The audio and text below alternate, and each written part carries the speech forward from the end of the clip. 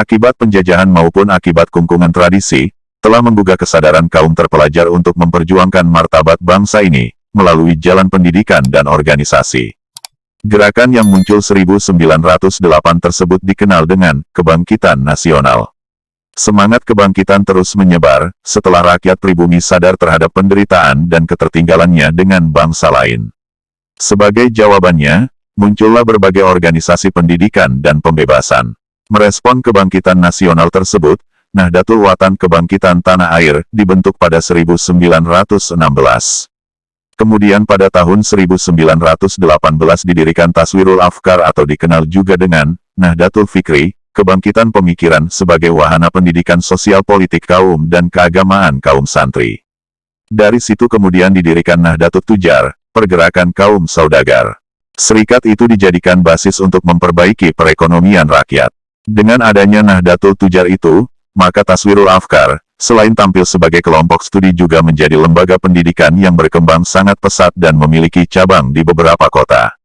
Berangkat dari munculnya berbagai macam komite dan organisasi yang bersifat embryonal dan ad hoc, maka setelah itu dirasa perlu untuk membentuk organisasi yang lebih mencakup dan lebih sistematis, untuk mengantisipasi perkembangan zaman.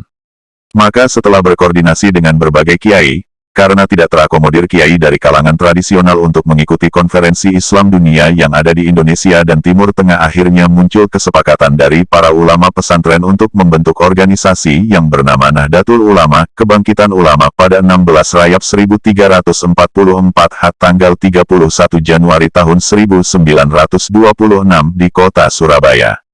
Organisasi ini dipimpin oleh Kiai Haji Hashim Asy'ari sebagai Rais Akbar. Ada banyak faktor yang melatar belakangi berdirinya NU. Di antara faktor itu adalah perkembangan dan pembaharuan pemikiran Islam yang menghendaki pelarangan segala bentuk amaliyah kaum Sunni.